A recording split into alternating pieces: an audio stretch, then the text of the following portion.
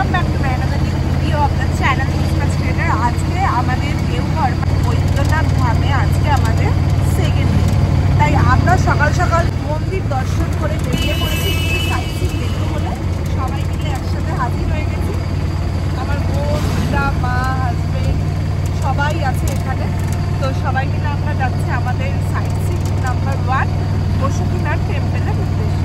চলো দেখি কি আছে বসুকিনাথ টেম্পল। সকাল সকাল বৈদ্যনাথ বাবার ধামে আমার মেয়ের মুন্ডন সেরেই আমরা বেরিয়ে পড়েছিলাম বাদ বাকি কয়েকটা সাইট সিন দেখবো বলে। ফার্স্ট ডেতে আমরা যে সাইট সিনগুলো দেখেছিলাম দেওঘরে, ওইখানে কয়েকটা সাইট সিন বাকি রয়ে গেছিল, তাই আমরা চটপট বেরিয়ে পড়েছিলাম। আর তার আগেই সেরে নিয়েছিলাম এই সুন্দর একটা ধাবা থেকে সুন্দর লাঞ্চ, কারণ আগে আর কোনো তেমন ভালো লাঞ্চ করার জন্য ধাবা ছিল না। একদম ভেজ থালি ছিল, ভাত, ডাল, তরকারি, পাঁপড় ভাজা, আলু ভাজা সব নিয়ে কিন্তু লাঞ্চ খুবই ভালো ছিল। তারপর আমরা যথারীতি 1.5 ঘন্টার মধ্যে চলে এসেছিলাম এই বসুকিনাথ টেম্পলে। দেওঘরের সাইট সিনের মধ্যে এটা কিন্তু পড়ে থাকে। এটা বাবা মন্দির বা বসুকিনাথ মন্দিরও বলা হয়। বৈদ্যনাথ ধামের মতোই কিন্তু এইখানে মন্দিরের একদম একই রকম দেখতে এই মন্দিরটা। বসুকিনাথ টেম্পল দেখতেই পাচ্ছ, বৈদ্যনাথ ধামেও কিন্তু বাবার মন্দির আর মা সতীর মন্দির আছে। সেম টু সেম কিন্তু বসুকিনাথ টেম্পলেও আছে, একই রকমের কিন্তু একটু ছোট। তাই তোমরা যারা যারা বৈদ্যনাথ ধামে আসবে তারা কিন্তু এই বসুকিনাথ টেম্পলটাও অবশ্যই দর্শন করবে, কারণ এইখানে আসলে বৈদ্যনাথ ধামের সাথে বসুকিনাথ টেম্পলও কিন্তু দর্শন করতেই হয়। বসুকিনাথ টেম্পলেও কিন্তু বাবা ভোলানাথের খুব সুন্দর একটা মূর্তি ছিল। অসম্ভব ভিড়ের জন্য কিন্তু সেটা আর তোমাদের দেখাতে পারলাম না। এইটা ছিল মা সতীর মন্দির। মা সতীর মূর্তিটাও কিন্তু এখানে অপরূপ সুন্দর ছিল। আমার মেয়ের সকাল সকাল মুন্ডানটা আমরা সেরে নিয়েছিলাম বৈদ্যনাথ বাবার ধামে। তাড়াতাড়ি যেহেতু মন্দিরে মুন্ডান সেরেই আমরা ব্রেকফাস্ট করে তাড়াতাড়ি দেরি না করে বেরিয়ে পড়েছিলাম এই সুন্দর সুন্দর এই বসুকিনাথ টেম্পল আরও একটা দুটো সাইট সিন দেখবো বলে। তোমরাও যারা যারা আসতে চাও তারা কিন্তু সকাল সকালই বেরিয়েও, কারণ এখানে কিন্তু আসতে অনেকটাই টাইম লাগে। আর এখানে এসে তোমাদের এতটা জার্নি যেহেতু করতে হবে, তার জন্য কিন্তু হাতে সময় লাগবে। আমরা যে টোটোটা ভাড়া করেছিলাম সেটাতে কিন্তু 1000 টাকা নিয়েছিল। আমরা টোটাল 7 জন ছিলাম, 7 জনের একটা পুরো টোটোটাই আমাদের লেগেছে। নেক্সট যেই সাইট সিনটার জন্য আমরা বেরিয়ে পড়েছিলাম সেটা হলো ত্রিকুট পর্বত। এইটা হলো খুব নামকরা একটা সাইট সিন যেটা দেওঘরের মধ্যে পড়ে থাকে। এইটা হলো ত্রিকুট পর্বত। দেখতেই পাচ্ছ এটা অনেকটাই কিন্তু তপবনের মতো। পাহাড়ের কেটে কেটে গা দিয়ে সিঁড়ি তৈরি করে কিন্তু সেই পাহাড়ের মাথায় উঠতে হয়। এইখানে কিন্তু অনেক অনেক হনুমান বাদরের উপদ্রব ছিল। যারা তোমরা আবার গাইড নিয়ে যেতে চাও তারা কিন্তু গাইড নিয়ে অবশ্যই যেতে পারো। এখানে অনেক ছোট বড় অনেক রকমের মন্দির আছে পাহাড়ের মাঝে মাঝে। একটা শিবের মন্দির, মায়ের মন্দির, দুর্গার মন্দির, অনেক অনেক মন্দির কিন্তু এখানে ছিল। আমরাও তাই উঠে পড়েছিলাম পাহাড়ের সিঁড়ি বেয়ে বেয়ে সেই ত্রিকুট পর্বতের মাথায়। দেখতেই পাচ্ছ চারদিকে গাছে ভর্তি, আর এই সুন্দর সুন্দর খাড়াই সিঁড়ি দিয়ে উপরে উঠতে হবে। আর তার মাঝে এরকম সুন্দর সুন্দর ড্রেস পরে কিন্তু তোমরা পাহাড়ের গায়ে সুন্দর ফটো সেশনও করতে পারো। তার জন্য এরকম সুন্দর শিব পার্বতীর লুকে তোমরা করতে পারো। সুন্দরভাবে সাজানো আছে। এখানে পার ফটোতে কিন্তু 100 টাকা করে লাগবে। তোমরা যদি কেউ সেজে করতে চাও সেটাও কিন্তু এখানে অপশন ছিল। চারদিকে এত সুন্দর সুন্দর পাহাড়ি গাছ, পাথর আর তার সাথে সূর্যের আলো সব মিলিয়ে কম্বিনেশনটা কিন্তু দুর্দান্ত ছিল। আমরা তাই 3 জনই উপরে উঠতে পেরেছিলাম, আর কেউ উঠতে পারিনি যেহেতু অনেকগুলো সিঁড়ি ছিল, খাড়াই পথ ছিল। আমার মেয়েকে নিয়ে উপরে ওঠাটা একটু কষ্টের ছিল, তাই ওরা নিচেই অপেক্ষা করছিল। আর চারদিকে দেখতে পাচ্ছ হনুমানের ছড়াছড়ি। সব মিলিয়ে ত্রিকুট পর্বতের এক্সপিরিয়েন্সটা কিন্তু আমাদের দুর্দান্ত ছিল। দেওঘরে আসলে কিন্তু এই কয়েকটা সাইট সিন না দেখলে কিন্তু একদমই দেওঘরের ঘোরাটা কমপ্লিট হবে না।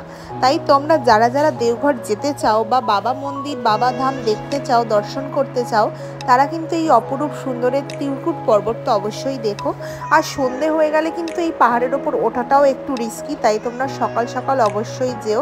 এখানে অনেকটা টাইম স্পেন্ড করো আর পাহাড় আর গাছের মজা নাও।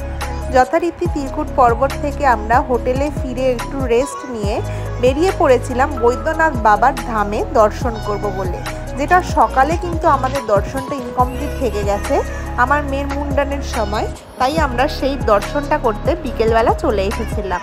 দেখতেই পাচ্ছ এরকম সারি সারি লাইন দিয়ে তারপরই তোমরা দর্শন করতে পারবে বাবাকে। দেখতেই পাচ্ছ এটা পুরো গঙ্গার ধার থেকে এই লাইনটা শুরু হয়েছে, প্রায় একদম গঙ্গার পাড় থেকে সেই মন্দির অবধি লাইনটা উপর দিয়ে টানা হয়েছে যাতে নিচে কোনো রকম যানজঞ্জাট না হয়। এছাড়াও এটা ছিল ভিআইপি গেট, যেইখানে পার হেড 500 টাকা করে কুপন কাটলে তোমরা সাথে সাথেই বাবাকে দর্শন করতে পারবে, কিন্তু ভেতরে তাও লাইন ছিল। তাই আমরা জেনারেল লাইনেই দাঁড়িয়েছিলাম। বিকেল হয়ে গেছিলো আমাদের দাঁড়াতে দাঁড়াতে, আর আমরা যেহেতু সন্ধেবেলার দিকে দাঁড়িয়েছি তখন ওই লাইনটা দিতে হয়নি। সকালের জন্য কিন্তু ওই লাইনটা, বিকেলে যারা যাবে তারা একটু পারলে ফাঁকাও পেতে পারো। তাই আমরাও আর বেশি দেরি না করে চটপট এই জিগজ্যাগ জু করে লাইনে দাঁড়িয়ে পড়েছিলাম বৈদ্যনাথ বাবাকে দর্শন করব বলে। রবিবার আর সোমবার কিন্তু যেহেতু সোমবার বাবার বার, তাই প্রচণ্ড ভিড় হয়, আর রোববারেও প্রচণ্ড ভিড় হয়। 6-7 ঘন্টা লেগে যায় বৈদ্যনাথ বাবাকে দর্শন করার জন্য। আমরা যেই লাইনটায় দাঁড়িয়েছিলাম সেইখানে যেহেতু ভিড়টা একটু তুলনায় কম ছিল, তাই আমাদের প্রায় 1.5-2 ঘন্টার মতো টাইম লেগেছিল। এরকম সিঁড়ি দিয়ে নিচের দিকে স্লোপ টাইপের ছিল, এইভাবেই কিন্তু আমরা ডাইরেক্ট বাবার কাছে পৌঁছে গেছিলাম দর্শনের জন্য। দেখতেই পাচ্ছ ভেতরে কতটা ভিড় আছে, অনেকক্ষণ লাইন দিয়ে দর্শন করার এবার শেষ মুহূর্তে আমরা চলে এসেছি। ভেতরে গিয়ে যা বুঝলাম এই মন্দিরটা কিন্তু বহু যুগ পুরনো। অনেকক্ষণ লাইন দিয়ে অবশেষে বৈদ্যনাথ বাবার দর্শন পেলাম, যেটা আসলে শৃঙ্গার রূপে ছিল। যারা সকালবেলা দর্শন করে তারা আসল মূর্তিটা দর্শন করতে পারে। আমরা তাই এই সন্ধেবেলার দিকে যেহেতু গেছিলাম, তাই বাবা শৃঙ্গার রূপই দর্শন করতে পেরেছিলাম। এটাই হলো সেই দেওঘরের বিখ্যাত বৈদ্যনাথ বাবার অপরূপ সুন্দর রূপ, যেটা আসলে শৃঙ্গার রূপে ছিল। আর ভেতরে দেখতেই পাচ্ছ এত এত লোকের ভিড় হয়েছে, এখানে নাম সংকীর্তন চলছে, সব দিকেই যেন অসংখ্য লোকের ভিড়। আর বিকেলের বেলায় এই মন্দিরের শোভাই কিন্তু একদম আলাদা। প্রায় মন্দির দর্শন করে বেরোতেই আমাদের হয়ে যায় রাত 9টা-9:30। সেই মুহূর্তে আমরা তাই সেরে নিয়েছিলাম ডিনার।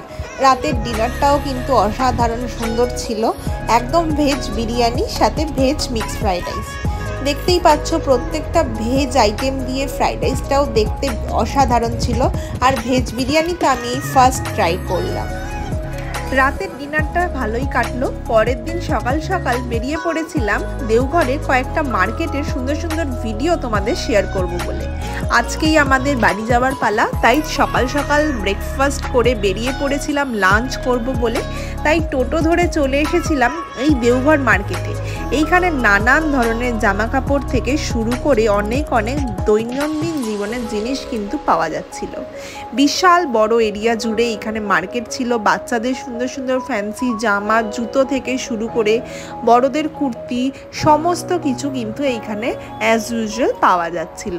তাই আমরাও চটপট দেরি না করে চলে এসেছিলাম মার্কেটিং করতে। চলো দেখে নিই এখানে আর কি কি জিনিস আছে।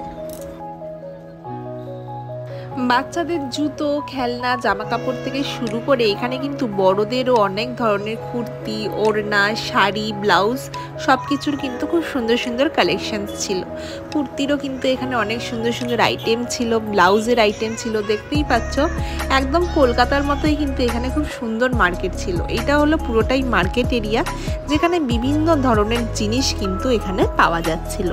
এছাড়াও শাড়ি পাওয়া যাচ্ছিল, আরও অনেক কিছুই কিন্তু এখানে ছিল। খাবারের দোকানও ছিল, অনেক বাচ্চাদের ছোট ছোট জামা কাপড়ও ছিল।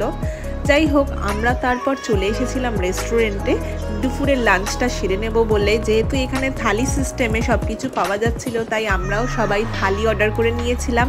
সব মিলিয়ে আমাদের থালি কিন্তু দুর্দান্ত ছিল। ভাত, ডাল, তরকারি, একটা ভাজা, আর ছিল আলুর পরোটা আর সবজি। সব নিয়ে আমাদের জার্নিটাও কিন্তু দুর্দান্ত ছিল। সমস্তটা ভিডিও কিন্তু তোমাদের সাথে শেয়ার করলাম। এবার বাড়ি যাওয়ার পালা। আমাদের রাতের ট্রেনের টাইম ছিল রাত 11টা, 11:30, যেটা একটু লেট হয়েছিল। আমাদের এই ভিডিওগুলো কেমন লাগলো অবশ্যই কিন্তু জানিও। এখন হলো আমাদের বাড়ি ফেরার পালা। ঘুরু ঘুরু সব শেষ, আমার মেয়ের মুন্ডানো শেষ। তোমাদের সাথে সব ভিডিওগুলো শেয়ার করলাম। কেমন লাগলো অবশ্যই কিন্তু কমেন্ট করে জানিও। আর এরকম সুন্দর সুন্দর আরও ভিডিও দেখার জন্য আমার চ্যানেলটাকে কিন্তু সাবস্ক্রাইব করো। আর ভিডিওগুলো ভালো লাগলে অবশ্যই কিন্তু শেয়ার করো। তোমাদের এই ভিডিওগুলোতে অনেক ধরনের ইনফরমেশন আমি তোমাদের দিয়েছি। আর কিছু জানার থাকলে আমাকে অবশ্যই কমেন্ট করো, আমি অবশ্যই সবাইকে রিপ্লাই দেব। আজকের মতো আসছি, আবার দেখা হবে কিছু নতুন সুন্দর দুর্দান্ত ভিডিও নিয়ে। টাটা, গুড নাইট, সবাই কিন্তু খুব ভালো থেকো।